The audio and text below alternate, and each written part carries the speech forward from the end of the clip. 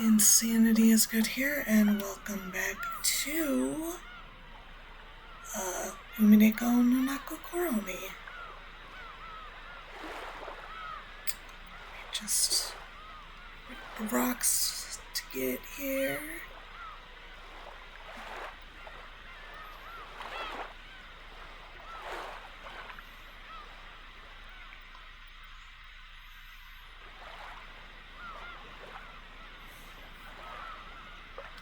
Hope everyone is looking forward to their weekend.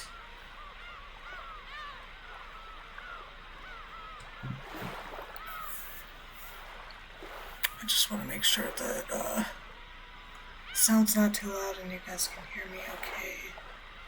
So I'm never quite sure. It's hard to kind of tell with this. Oh, those seagulls are pretty noisy.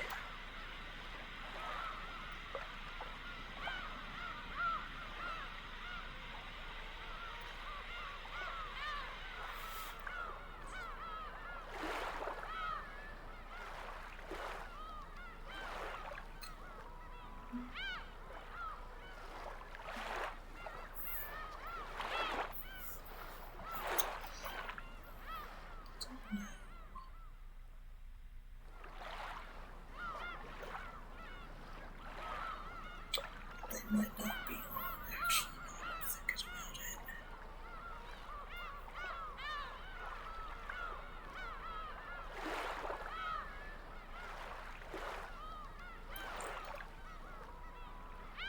Alright, well, we'll just go ahead and get going with this.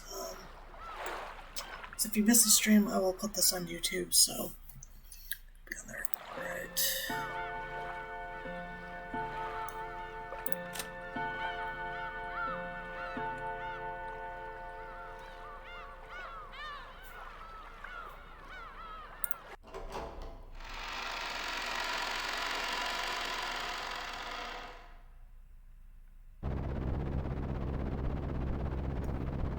The boat gave a big shudder.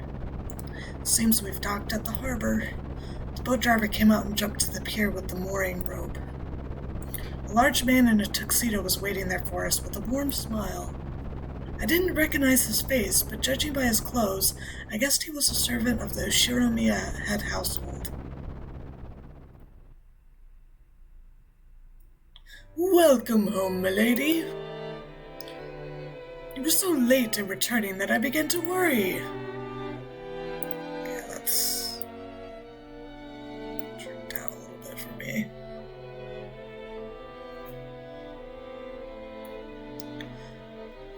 Thanks for carrying. This moron got so scared we had to slow down. It was seriously annoying. Shut up. Someday when the shoe's on the other foot, you'll remember this. Ugh. At this rate, word will spread to the whole family and I'll be the big conversation piece during dinner. Even without this, everyone would be talking about me because of that 6-year gap. But now I've given them an even juicier topic. Damn it, why does the Ushiromiya head family have to live on this isolated island? In the meantime, the boat had finished its mooring. A small plank was lowered so that we could get down. One by one, our parents came up from inside the boat. You must all be quite tired from your long trip. Madam, please allow me to assist you. Thank you. It's been a while, Goda-san. How are you?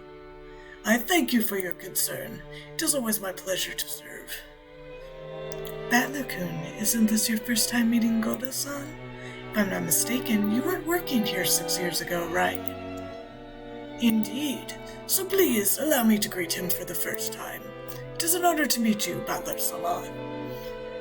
I'm pretty confident about my height, but you're huge. This is definitely our first meeting. I'd never forget meeting a big guy like you. Oh, hi, Rox. Oh, hi, Nerdy Wizard, and hello, Gurky. Hi, guys.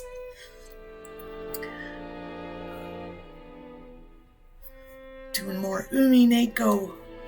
It's my favorite visual novel. Starts out slow, but once it picks up, it picks up. It's a pleasure. I'm Battler. I was looking forward to meeting you. I am Goda, your servant, and I have been working for the Ushiromiya head family since the year before last. It is a pleasure to make your acquaintance.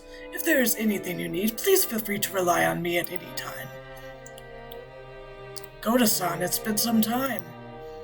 It has been too long, George-sama. Please allow me to assist you. As usual, you're a pro at welcoming guests. If you ever need a job, just let me know, okay? I'd hire you anytime. Oh, you do me too much honor. Please allow me to assist you, Hideyoshi-sama. Goda-san then lent a hand to everyone as they disembarked, greeting them as they passed. His speech and mannerisms had the refined polish of a professional. He was very graceful in contrast with his initially tough-looking appearance. His large size made him seem a bit scary at first, but he was much more polite than my first impression had led me to believe. He claimed to have served on the island for 2 years, but he had doubtless worked at a similar job somewhere before. After everybody disembarked, the mooring rope was untied and the boat started to steer away from the harbor. It was probably returning to its home port on Nijima. A quick yes or no question. Is the music too loud? Can you hear me okay?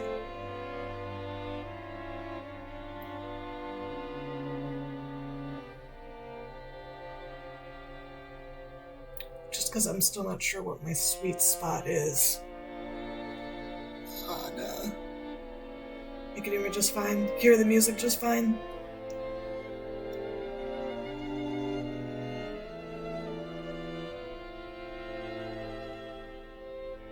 Okay, good.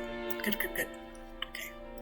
Yeah, this is a part of the joke with this is a lot of people call this a sound novel because the music does a lot to make the atmosphere, and some of the tracks later on are just chef's kiss.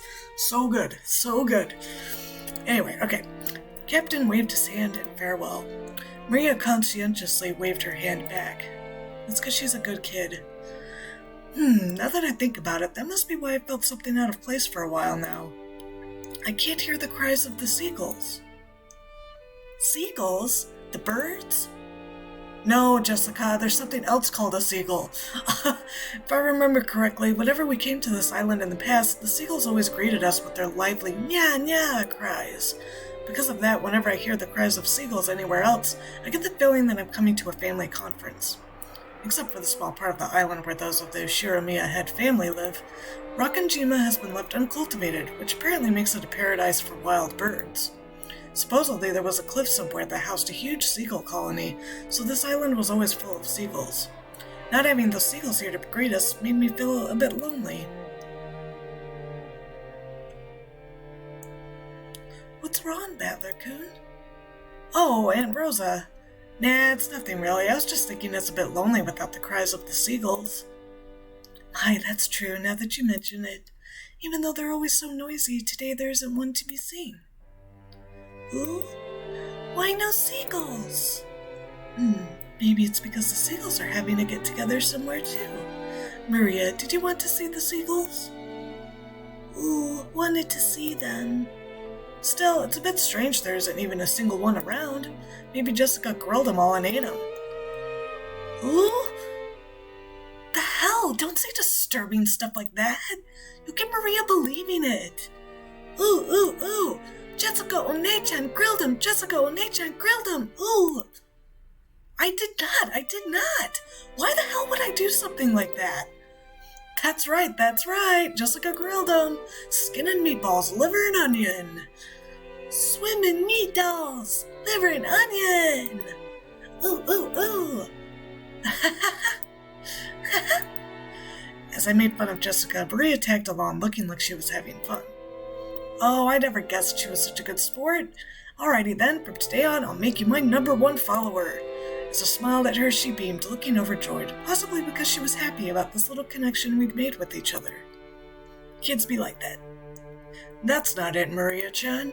I've heard wild birds are attuned to changes in the weather and atmospheric pressure. The weather will probably get worse tonight.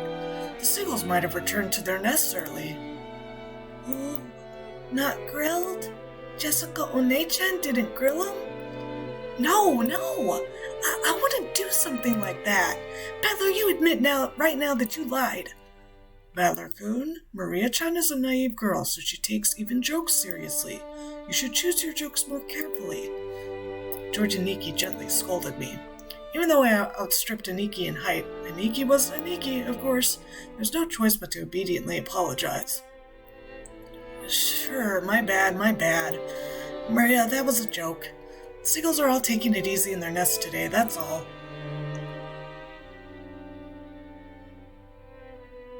Oh, if you were playing it by yourself, you wouldn't play with sound? Oh, you'd miss out then. Battler lied? George Oni-chan told the truth? Had she actually been tricked despite all that fun she was having? Her pure eyes made me feel guilty. Maybe I went a little overboard with her after all. Yeah, that's right. What George Aniki said is true. The weather's bad, so they probably went home for the day. It doesn't mean they're gone. Right, Aunt Rosa? That's right. Tomorrow, when the weather gets better, I'm sure they'll come back so we can hear them cry meow meow like they always do. Ooh, I'll wait until the weather gets better and then come back. Gonna wait until tomorrow. Gonna wait until the weather's better. Ooh. Maria was in a lighter mood and was looking forward to tomorrow when the seagulls would come back and fill the skies. Still, George Aniki really was amazing at taking care of kids. I think I remember Aniki taking good care of me as well when I was a brat 6 years ago. Aniki, that's probably your gift. George-kun is amazing at taking care of young kids. If you wanted to, I'll bet you'd do great with the job in childcare, don't you think? Yeah, it's almost like George Nisan was born to do something like that. Personally, I think that'd suit you better than doing business since a company president's office.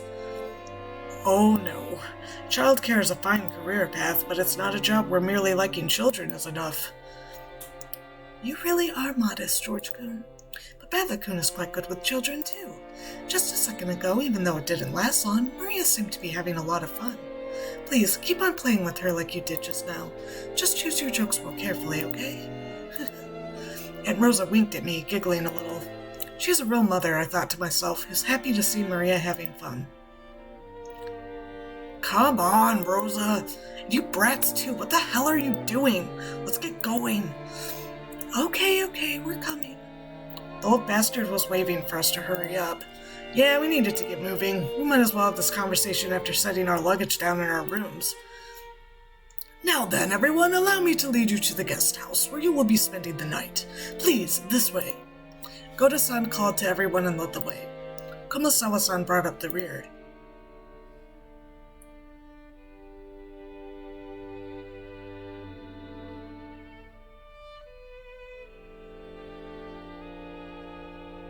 A serpentine, twisting path led through a deep forest. It ran a bit uphill. I guess the path was made all twisty so the slope wouldn't seem too steep, but personally I'd have been happier if they'd had the guts to make some stairs in a straight line. No doubt they made the path twist on purpose to put on airs of distance and importance.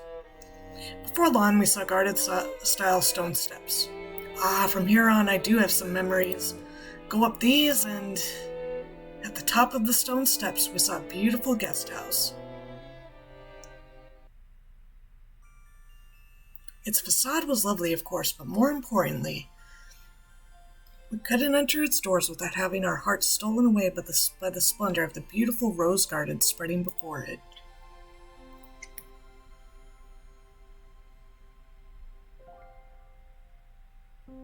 Yeah, that's a good point, Kirby. I feel it.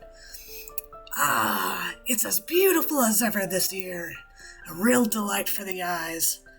After climbing the stone steps, the people greeted by this rose garden gave voice to their impressions one by one. Is it just me, or are the flowers a little less lively this year? It's probably because it wasn't that hot this summer.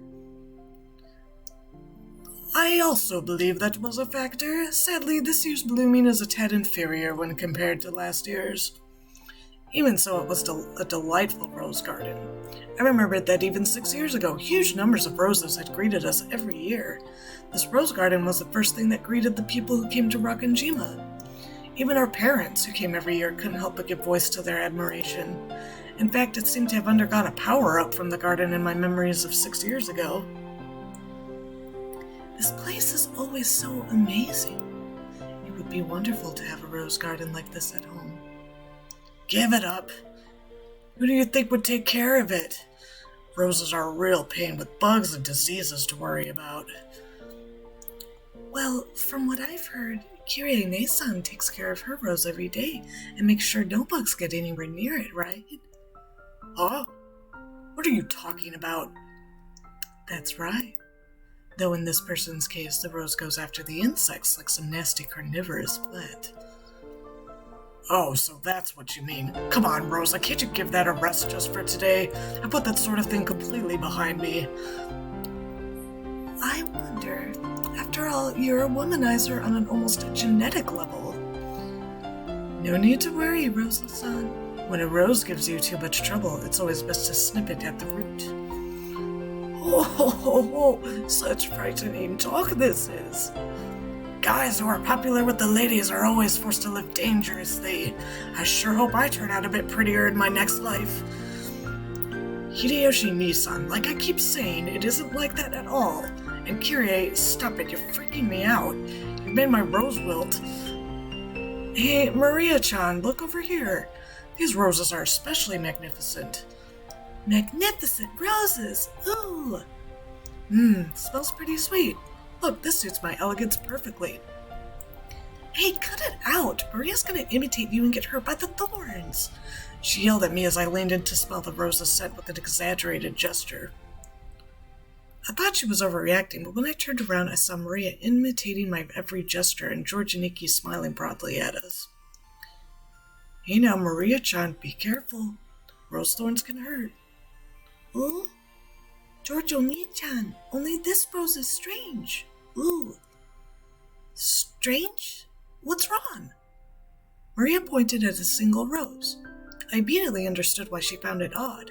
In the midst of all these magnificent roses, one single rose was just starting to wilt. There wasn't any particular reason.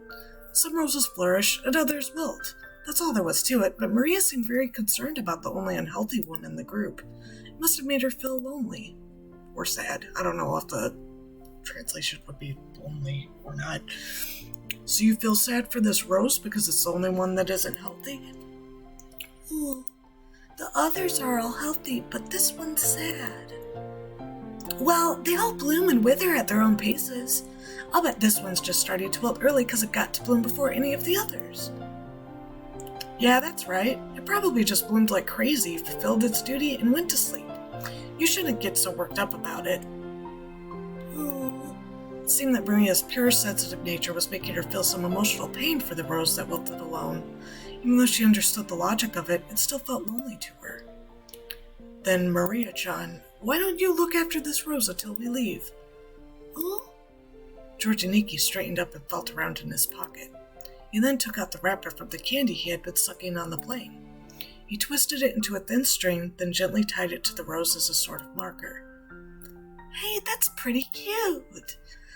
Let's mark it with this. Later on, you could come and give it some water. I'm sure Mr. Rose will be happy. Ooh, come to give it water. I think you should give Mr. Rose here a name. I'm sure that'll make it happy, and you'll get to know it a little better. A name? A name. Ooh. Though she still wore her usual sullen face, Maria crossed her arms and began to consider this intently. At the very least, she appeared to have been completely pulled out of her slump. Nice going, Aniki. George Nissan has always been really understanding. Can't help but respect him. Yeah, I guess he was just born that way. We've got to start picking up tips. Was this garden just as magnificent when you all were kids? It was only after I stopped living here that it grew so big. Before that, the garden was simpler, though I'm still attached to that one. Nissan fiddled with it too much with that vaguely bad taste of his. I liked it much better before. Ava, you've got to think positive. Setting aside how it used to look, its beauty now is something to be admired. You'll be able to relax a lot better if you look at it that way. I didn't mean it like that. I was just saying that I wanted you to see this garden the way it was before, too. Everyone, if you please, I shall guide you to your rooms now. Goda-san called to everyone to ask if we were ready, but our hearts had been completely stolen away by the rose garden that none of us had seen for a year, so we didn't pay much attention to him. Since we weren't a travel group, it wasn't like we had a strict schedule to follow. Besides, since our parents were visiting their old home full of nostalgia, it wasn't like they had to let themselves be urged on by anyone or anything. Understanding the situation, Goda-san continued to wait, smiling widely until our parents got tired of the roses and told him to guide us to our rooms.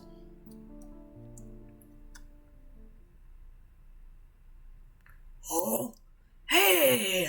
If it isn't Kanon-kun! It's been so long! How are you doing?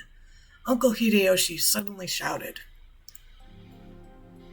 In the direction he was waving was a slender boy.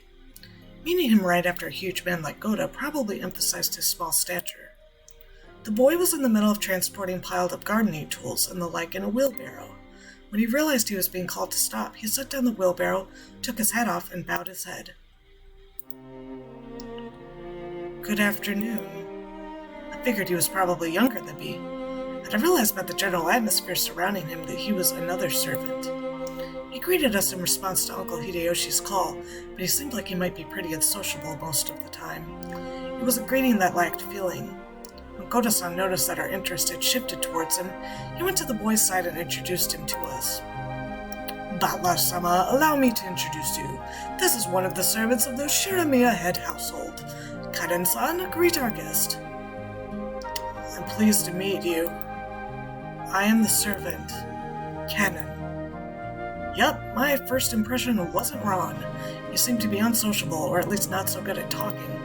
Compared to Goda-san, who was extraordinarily polished as a servant, you couldn't help but feel an inexperience typical of his age. When Goda-san urged him in a whisper to give a bit more of an introduction, the boy named Kanon only cast his eyes downwards. Kanon-san, could you perhaps give them a little more of a greeting? No, because we are furniture. He didn't seem to be refusing to greet us out of spite. Rather, he seemed to have fallen silent because he didn't know what else to say to us in greeting. Well, Kanon-kun's shy and doesn't tend to talk much. He might not be that sociable, but deep down he's a really good person. Don't get him wrong. You've been working here for 3 years, haven't you? Pretty sure you started a year before Goda-san, right? Even though he wasn't exactly giving a terrible first impression, Jessica hurriedly backed him up. I see. Apparently his unsociable nature causes him trouble a lot. Okay then, nice to meet you. I'm Battler. I'm 18. How old are you? He fell silent as though wondering whether or not it was a question he'd have to answer. But here again, Jessica plowed ahead. If I remember correctly, Kanon's 2 years younger than us, so 16, right? Yes, that is correct. It looked like he would have preferred not to tell us his age if given the choice. That was probably because he thought we'd look down on him for it. I remember that when I was around his age. I hated being asked how old I was by adults. I see, 16, huh? That's gonna be a delicate time. Which means I probably asked something I shouldn't have. I'm glad you're about our age. Just be cool and call me Battler, and I'll call you Kanon. Thank you very much. But the sentiment alone is sufficient, Battler-sama. Jessica looked panicky for some reason. She seemed to think my impression of Kanon was getting worse because of his refusal. Well, as a girl, Jessica probably couldn't understand the fretful male heart at this age. As his elder, even by just 2 years, I took it upon myself to be understanding of that. Kanon-san, could you perhaps be a little more courteous? A smiling face is also part of a servant's duty. God, dude, Goda, stop calling him out, bro. My apologies. I shall make an effort. Goda-san, Kanon-kun is trying his best, yes? It looked like he was often warned about being unsociable, and apparently he hadn't improved one bit. Goda-san kept his business smile, but let a small sigh of resignation escape. Well then, I still have work to do. If you'll excuse me. It looked like Kanon himself was uncomfortable with remaining silent here any longer. After another perfunctory bow, he turned around and started pushing the wheelbarrow again. Just then, the wheelbarrow suddenly wobbled and fell, scattering the load. I guess the wheelbarrow's single wheel got caught up on a pebble and lost its balance. What do you think you're doing? Now, clean it up quickly. Goda-san urged him to hurry in a quiet voice as though hinting that it was shameful for a servant to appear clumsy in front of guests. Kennen-kun wordlessly reloaded the wheelbarrow with the fallen objects, as if to say that he understood quite well without being told. He seemed to be fine with the light-looking gardening tools, shovels and such, and he looked like he was having trouble getting his arms around and lifting up some sacks of fertilizer. "Are you okay? You're so careless. Here." "Milady, you will dirty your garments. Please, leave this to us." With a smooth motion, Goda-san took the shovel that Jessica had picked up. Behind him, Kennen-kun was having trouble with the sacks of fertilizer. "Ooh, you'll dirty your garments?" Don't worry, the ones I'm wearing aren't that expensive. Besides, I hate guys who just sit there and make the waitress pick up the fork they dropped at a restaurant. I lifted up the other bags that had fallen. Of course, they weren't light, but for me it was a piece of cake. Kennen-kun looked at me as surprised. It was the face of someone who never would have expected to receive help from a guest. "But Battler-sama, don't worry about it. I will take care of everything, so..." "Don't you worry. I may not look it, but I've got it where it counts." Since Kennen-kun looked like he hadn't yet gone through his growth spurt, he was stuck with a sort of weak body. This kind of weight might have been too much for him. "It's quite heavy. It's natural that it would be difficult for you. Don't worry about it, Kennen-kun." "Okay, my time to shine. This makes up for the boat stuff from before, right?" "Ha! As if this can make up for freaking out like that. Ha ha ha. Later, I'll tell you all about it too, Kennen-kun. Battler was totally hilarious. Gonna fall, ooh, ooh, ooh." As they did this, I piled all the stuff back into the wheelbarrow. "I beg your forgiveness for letting you witness such unsightliness. Come now, that's quite enough. Please, go." Letting the guests, who were supposed to feel welcome, say such a disgraceful thing must have been hideously embarrassing for a servant. Pressed by Goda to hurry up and go, Kennen-kun left. "You're too harsh on him, Goda-san. Shouldn't you have helped him instead of being a bully?" "That was wrong of me. I deeply implore your forgiveness." Without even a twitch in his smile, Goda-san apologized elegantly. Yes, he was an asshole. Kennen-kun has a ton of things he's good at too. It's just that Byaeon works against him all the time. It's a crying shame. Well, it's a prickly age. Let's just leave him be. After all, closed-mouthed servants are the best kind. Isn't that right, Kumasawa-san? Oh, Rudolph-sama, you truly are harsh. There's no servant as silent as me, of course. Everyone smiled wryly at that obvious lie. Even she herself didn't believe that, not in her wildest dreams. So she must have said it to lighten the mood. Yeah, that's the kind of character Kumasawa Bachan used to be. The once stiff atmosphere had cleared up at once, thanks to her cheerful smile. Okay, let's look at... quick. Okay, so Servant Goda. A servant hired as a cook. He hasn't served this family long, but through his earlier jobs and previous experience, he has cultivated a talent for entertaining guests. Because of this, he is very highly regarded as a servant. That's his new... Oh, he looks way more like, Haas in the new artwork. Okay, and then Servant Cannon, a young servant. He performs his duties silently and diligently, but is not so highly regarded as a servant due to his unsociable nature. There are multiple other servants with the on character in their pseudonyms. He and Shannon just happened to be the ones on duty that day. It's kind of beachy. Oh, no tips yet, huh? Okay. I'd like to set down our luggage soon. Goda-san, what rooms are we all going to take? It shall be the same as the previous year. Allow me to guide you. Please, this way. We headed towards a trim, elegantly simple guest house. This was going to be our temporary quarters for the night.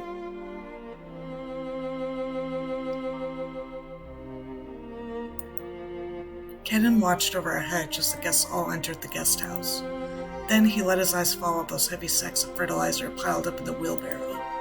In his mind, he kept going over his previous mistake. Battler, big and strong, had picked up the sacks in front of him, the sacks Cannon couldn't lift himself, as if they were feathers. It would be extremely difficult for an outside observer to guess what emotions that favor had stirred up in Cannon. but as far as you could tell by watching him hang his head, there was something that he just couldn't let go of. Muttered words escaped his lips, but those words he murmured were so soft that they didn't reach even his own ears.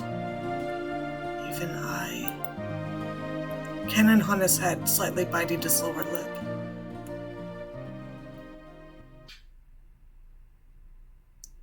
And we won't learn what he said, apparently. I remembered the rose garden, but I don't remember this guest house at all. Was it built recently? Torayan, Visitor's Retreat, was written on a gatepost-like thing, but since everyone called it the guest house, I followed their lead. The brand new Western-style guest house, which stood overlooking the roses, had a magnificent design carefully done in harmony with the garden. Correct. It was built the year before last. Ever since then, they've had a sleepover here. This place is more fun than that junky old mansion, you know. You knew that. I wish my room was over here. Ooh, I want a room here too. I want one. I guess you could say my own house was upper class, but to me it felt completely ordinary compared to the head family. The display of wealth was shocking, as was the fact that they built this kind of awesome guest house for guests who came over only a few times a year. Eva-sama, Hideyoshi-sama, please do make use of this room. Rudolph-sama, Kyrie-sama, please take this room here. I really do love how beautiful and elegant this place is. Western-style architecture truly is wonderful. I can handle Western design for a few days, but any longer than that, you need the good old Japanese look. Japanese people just relax best on tatami mats. Haha, they've been fighting over whether to make our new house Japanese style or Western style. Mom still holds a grudge about Dad having the construction started with the Japanese layout, and they bicker all the time about it. I'm really jealous, Georgina-san. Your parents get along well, don't they? Mine are so frosty. Then again, they're always in sync when it comes to my grades. All the rooms seemed to be for 2 people. I was grateful since I wasn't going to be forced to share the same room with the old bastard, under the pretext that we were family. And anyway, I figured those 2 wouldn't be able to enjoy themselves with someone like me around. What's with that creepy smile? You're thinking about something dirty, aren't you? Something dirty? Of course not. Please enjoy your stay. Ow, ow, ow, ow, ow. That hurts, you old bastard. Once again, Dad pulled my ears from behind. Cut the crap. I'm getting a stomachache and I'm not in the mood for this. You're the guest of honor this time around, so play as nice as possible with Dad and Aniki and the rest. At the very least, be careful of what you say in front of Dad, got it? Because wisecracks don't go too well with him. Jessica-chan, what's the head's mood been like lately? Same as last year, I guess. Considering they say he's got 3 months left to live, he's as lively, grumpy, and irritable as ever. Meaning, this year he's in his usual bad mood. And as usual, the only one who's able to look after him is Genji-san. It seems the master will open his heart to no one else. Lately, us small people have not even been granted an audience with him. He shut himself up in his study again, probably doing nothing but that weird black magic of his. What he does for a hobby is his own damn business, but when he starts sneaking into the house, it really gets on my nerves. I wish he'd never come out of that study again. You shouldn't talk like that about the elderly. We're all indebted to him since he rebuilt this Ushiromiya family. We should be more grateful. Well, sorry. After being rebuked by George and Nikki, Jessica had no choice but to take back her thoughtless remark. The Ushiromiya family was wealthy beyond belief, but of course that meant all its members were a bit strange, and completely out of touch with the world at large. And at the top of the chain, the family head, our grandfather, seemed especially strange and terrifying, even for our family. Gee, I know nothing about this. Yeah, if you want to later, the, first 2 parts are on YouTube, on my YouTube channel, so you can watch them there. But yeah, once you watch those, you'll have a better idea of what's going on here. Dad said he was getting a stomachache earlier, and I imagine that reflected the honest feelings of all the adults here today. No doubt they were jealous of his grandchildren who could just play around and laugh without a care.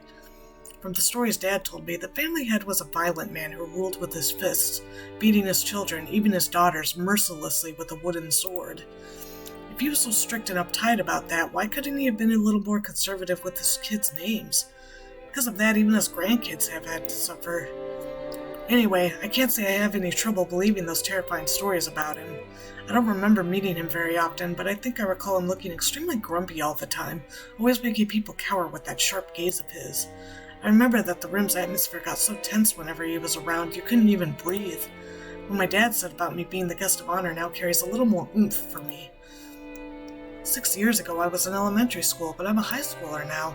If I act up, things could get serious. Ugh, scary. He does look frightening, but he's not so terrifying that you need to tense up like that. Nothing of what he says is truly unreasonable. He may be clumsy at talking, but he's a very logical person. But George Nissan, you've been the family darling since like forever, because of your awesome grades, right? Grandfather treats us completely different. I've even gotten slapped with a wooden sword. On my ass! On my maidenly innocent ass! Well, you're the heiress of the head family, Jessica-chan. Grandfather's giving you special attention. You've got to realize that his strictness reflects his high hopes for you. Oh, come on. Seriously, I could just turn this succession over to you, George Nissan. It's a bit of a heavy burden for me to carry. I think I already said it before, but Jessica's the girl heir to the head family. We're only cousins in branch families, so she probably feels a totally different sort of pressure than we do. Ooh, Jessica One-chan, is that heavy? If I help hold it, will it get lighter? Thanks. It's okay, I'm not gonna push it on you, Maria. I'm gonna bear this cross until my grave. Don't worry. She was grateful for Maria's innocent concern, but Jessica's face still seemed to contain some of the uneasiness she felt towards the future. Maybe we were in the same boat. Any high schooler with exams approaching would have trouble hiding their anxiety for the future. Maria, come here. You and I will be in this room. Bad luck, Toad, I heard you're going to be with me in this room here. Oh? Now there's a surprise. It's bigger than our parents' rooms. Dang! Well, I figured we cousins would all want to hang out together, so I told them to get a bigger room ready. Ooh, I like it here more too. I'd rather be here than with Mama. Ooh. Oh, you like it better here too, Maria? Okay, this room is George's and mine, but we'll give you special permission to come in. Better keep it a secret from your mom, okay? Ooh, it's a secret. Aunt Rosa was right behind us, but Maria still answered, striking the air with their fists clenched tight. She's so freaking adorable. After setting down their luggage in their rooms, our parents had gathered again in the corridor. Hey, what are you brats planning to do? You cousins just gonna stay here and chat? It seemed they were heading to the mansion to announce their arrival. Normally they would make us follow them and greet everyone together, but if that had been the case, Dad would have just told us to come and that'd be the end of it. He's saying it's okay if we don't come, so what do we do? Well, it's gonna be lunchtime before long anyway. Better let the kids unwind here. Besides, if worse comes to worse, this might be their last chance to play outdoors. Ooh, I'll go too. Maria, you house sit for Mama, okay? Behave yourself and wait here. Ooh. Since Maria was being told to house sit here, we certainly couldn't leave her on her own. George and Nikki noticed this immediately and gave a clear reply for all of his cousins. Well then, we'll accept your offer and house sit. We've got lots of stories to tell each other after being away for a year. That sounds wonderful, and Badler-kun has 6 years' worth of stories to tell, doesn't he? Yeah, I'll take care of the house like a good boy. Kumasawa-san, I'm gonna stay here too. We'll break and leave the rest to the adults. Perhaps that would be best. Oh, I'll report it to Madame. Then allow me to guide you all to the mansion. This way, please. The other children are one thing, but George is getting to be an adult. Wouldn't it be better if he came with us? If we make him come, then poor George will be the only one out of place. Interacting with his cousins is also important. Okay, see y'all later. The adults left one after the other. They left in the same formation as our trip from the harbor, with Goda-san leading and Kumasawa-san taking up the rear. As we gathered in the room assigned to us cousins, George and Nikki asked us to excuse him for a second. He rushed over to Kumasawa-san, who was following behind the disappearing adults, and seemed to ask her something. He soon finished his business and came back. What's up, Aniki? Nothing. I just wanted to ask her something. Ooh, tell me too. What could George Nisan be asking Kumasawa-san and not me, I wonder? I don't have a clue. No, it's a misunderstanding. Not that I know what you're misunderstanding. Aniki was getting pretty tongue-tied. It was almost as though he felt guilty about something, and Jessica knew exactly what he was worried about. At any rate, it's no fun if Jessica gets to know about it and not me. Hey, Maria, looks like we're the only two out of the loop, right? Don't you want to know what they're talking about? Ooh, we want to know too. Ooh. I pulled around while oohing together with Maria. No, I'm telling you, it's no big deal. Haha. Liar. I'm surprised you tell such a terrible lie, Aniki. Confess. Maria, you tickle his right side, I'll tickle his left. Ooh, I've got his right side, Battler's got his left. Ooh. Wait a second. Wait, you too. Stop. What the fuck was that noise? Like, Ray and I played around chasing George and Nikki as he tried to escape rolling on the bed. I realize high schoolers aren't supposed to bounce around like kittens, but I still miss this kind of fun. Warm, cozy kind of fun. George Nisan, what were you asking Kumasawa-san? Well, I've got a good guess. It's been a year since the last time you visited the head family. Who knows what servants might have come and gone during that time. Either way, it looks like he'd like to go and say hi. Ooh? Say hi. I wanted to say hi too. What the hell? That's nothing to feel guilty about, Aniki. I'm not buying it. Maria, don't be fooled. Aniki's still hiding something. More torture. Wah! So stop it, seriously. Maria-chan, you two stop already. And they keep tickling him, I guess. She's probably busy cleaning or getting lunch ready. Don't worry, she'll drop by to say hi sooner or later. I'll bet you'd rather have been welcomed in by Shannon instead of that nosy Goda. Shannon? Ah, yeah, I remember a girl with that name. Is she still a servant? How's she doing? How is she doing?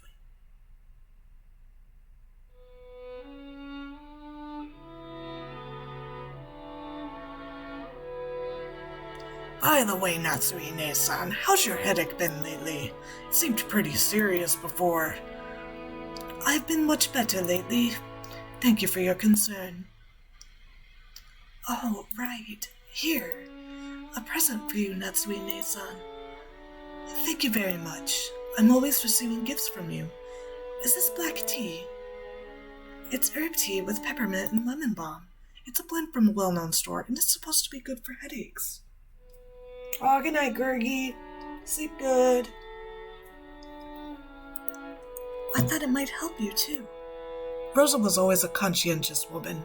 Probably because she was the youngest of four and much younger than the other three, she managed to grow up without gaining the venomous nature of her siblings. Her kind words got Natsui to soften her expression for just a moment, but it wasn't enough to melt her stony gaze, hardened as it was by long years of mental stress. Come to think of it, you're always complaining about those headaches. Pull yourself together. Jessica-chan has her exams this year, right? That's going to be a turning point in her life. Will she really be able to rely on you as a mother if you're like that? Besides, Natsui-ne-san, you're 3 years younger than me. You should get your act together. I apologize. I've had a tendency for headaches all my life. Even under normal circumstances, Ava sometimes failed to choose her words carefully, but her comments aimed at Natsui contained shards of obvious malice, though she hid it with a smile. She's a bitch. Of course, that fact didn't escape Natsui. She frantically contained her urge to grimace and pretended to ignore Ava. Our Battler-kun will have his exams this year too. Rudolph-san, shouldn't you be a little concerned as well? For the sake of your own son, you'd better get serious to the point of having headaches like Natsui-ne-san. If I say anything, he automatically rebels. So what should I say? Should I say the opposite, that it's okay for him to mess around? That's probably the only way I could get him to listen to me. Hideyoshi-san, George did really well at his exams, right? Please, you gotta teach me the trick to handling children. Well, it's probably because I got him to understand why he should study. Study isn't worth anything on its own. That's right, the real point of studying is to practice research and stuff on your own, whenever you bump into something you don't know. If you can't do that, you can't be useful to society. I'm not talking about math or writing. You gotta learn how to learn. That's splendid. I wish Aunt Jessica could understand that as well. If she is to be the heiress of the Ushiromiya family, then at this rate. Do you really have to force her into becoming the successor? After all, a woman has to find a woman's happiness. Parents shouldn't force such things on their children, don't you think? Hold your horses, Ava. Each family has its own way of raising their kids. You shouldn't be pushy. I'm sorry. Natsumi-ne-san, don't take it the wrong way. Though the light shining in through the window was quite warm despite the cloudy weather, there was a dark mood about the room, which was probably causing headaches for more than just Natsumi. As if to sweep away that mood, Kyrie brightly made a suggestion to all present. Still, this black tea has a really lovely aroma. Let's drink it right away. In Japan, surely you couldn't find something like Leopold's black tea anywhere but Ginza, right? I see you know a lot about it, Kyrie-ne-san. I guess it was worth going to the trouble of buying it. Kyrie and Rosa stood up from their seats and made as if to prepare the black tea, and Natsumi forestalled them. I thank you both, but we can try that later. One of our people will soon be coming to bring some tea, so please relax. Leave it for later, you two.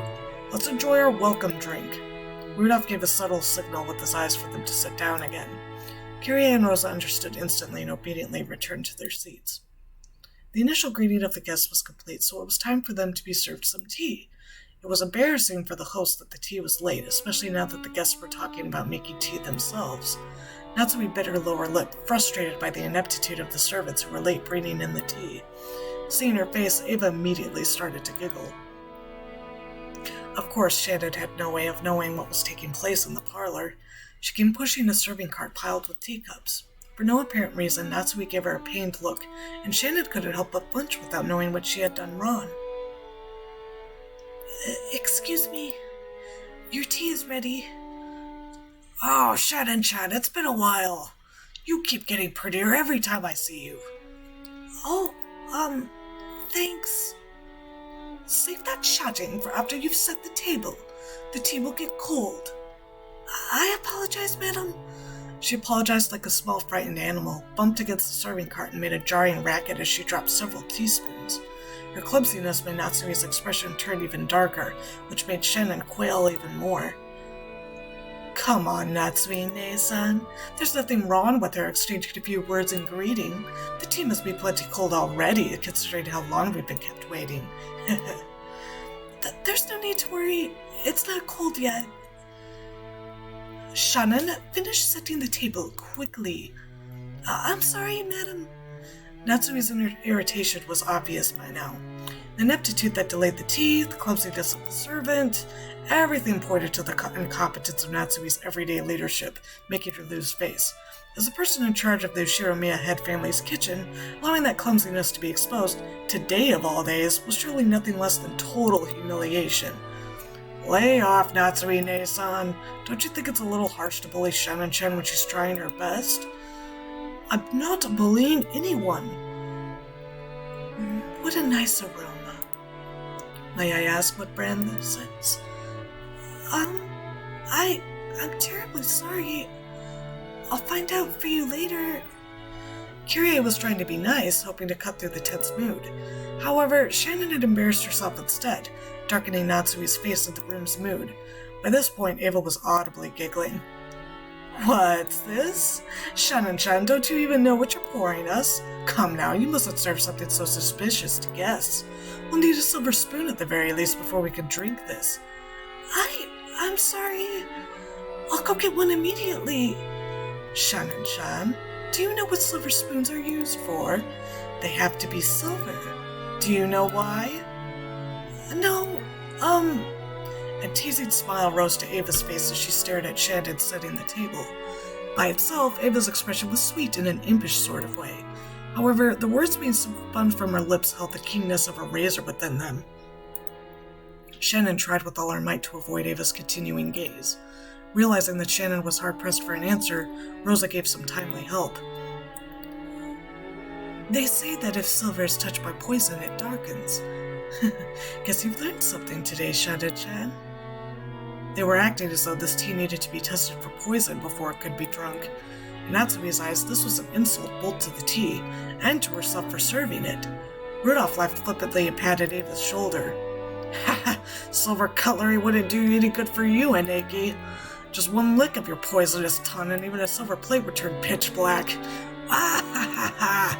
Since I get to hear that poison tongue every day, I must be poison-proof myself by now. Ava, I don't mind when you use it on me, but you'd better hold back when talking to people who haven't built up a resistance. My, how cruel. All I did was teach Shana-chan a bit about tea, didn't I? Everyone followed the lead set by Hideyoshi's hoarse laugh and chuckled, though not easily.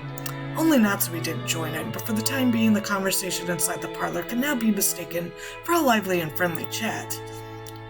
As Shannon finally finished setting the tea table and tried to leave, Kyrie apologized to her in a low voice for not being able to help. Shannon gave a light bow and made a hasty retreat. Shannon cast her eyes downwards as she pushed the cart down the corridor. Anyone seeing the pitiful way she looked might easily conclude that she'd been bullied in some way. Don't be sad. You didn't do anything wrong, Ne-san. You were watching. That is my role. Madame and Ava-sama can go to hell. But the worst coward is that guy. Cannon glared hatefully in the opposite direction of the parlor. The preparations for the tea had been delayed by some trifling problems in the kitchen. These problems were not Shannon's fault. In fact, it had been Goda's mistake. After all, there was no way a show-off like Goda would give up a flashy job like bringing in tea when the guests arrived. He had ended up wasting time preparing the tea once again. So, when he realized he wouldn't be able to score any points for this job, he pushed the task of setting the table on Shannon, who happened to be passing by. You might call it a clever move on his part, but there could be no doubt that it was a cowardly one. It's okay, Kennen-kun. Thanks. I'm not bothered by it at all. Kennen's silence vividly expressed the distance between Shannon's words and how she actually felt. Thank you. Even if you're the only one who understands, I feel a bit better.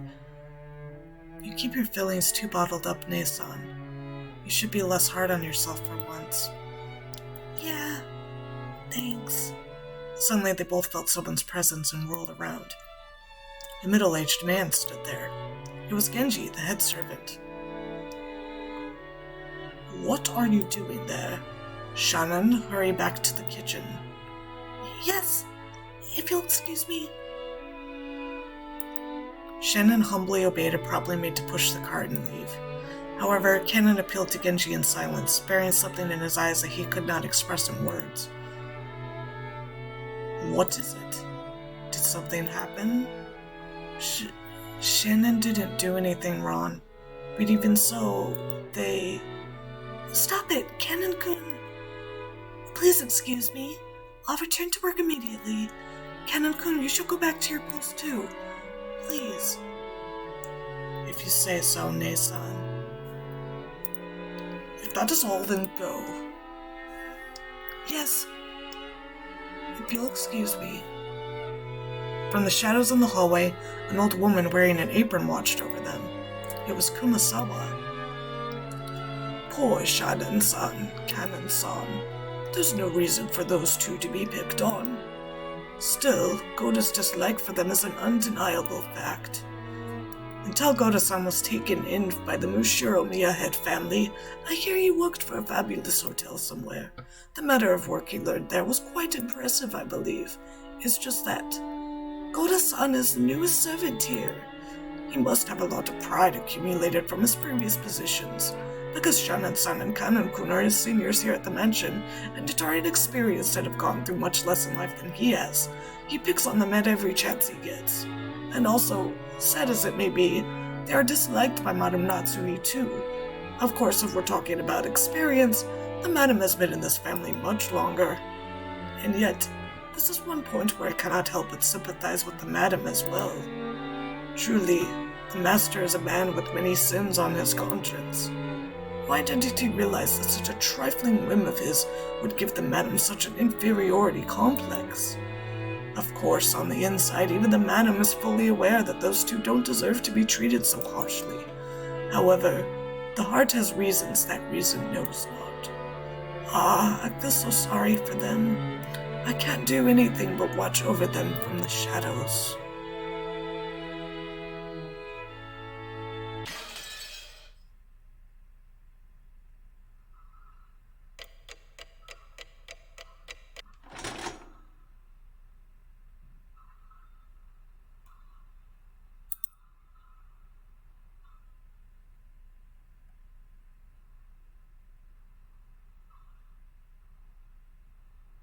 Okay, I was about to say, did my game freeze? Alright, well that's the end of that chapter. We got a couple of new characters. Oh, they haven't popped up here because Battler hasn't met them yet. I think it's how it works. Yeah, because because it's mostly told from his point of view. So we're gonna save. Yeah, thank you guys for watching. I hope you're enjoying this so far. Like I was mentioning to T earlier, it does start out kind of slow. We're getting there, but once it starts to pick up, it really picks up. So just hang in there, guys. I promise you, it's get very, very good. Oh, excuse me, but yeah. Hope you guys have a good weekend. If you're in a state that's starting to open up, please be safe. Be smart about it. Don't be dumb. Because this certainly isn't over yet, but if we all work together and do our part, we can get over this whole pandemic thing. So on Monday, we'll be working on Layers of Fear more, and then Wednesday, we'll be doing Outlast because Paper Dolls just wasn't doing it for me. I may end up going back to it eventually. I don't know when, but yeah, just wasn't very impressed with it. So, alright guys, hope you all have a good night. Thank you for watching. Yeah, next time, feel free to join in the chat, give me a follow, give me a subscribe, watch it on YouTube, go to give me a like, a comment, and subscribe on there too. And you can also support me on Patreon, patreon.com/insanityizgood, and keep an eye out for the thumbnails that Rox is so generously providing for the channel. Eventually, I got to see the sneak peek of the Layers of Fear one, and I'm super excited to see what it's going to look like when it's done, because it is absolutely beautiful. So, thank you. I really, really appreciate it, and I'm very excited. So you guys have a good night, and I will see you all Monday.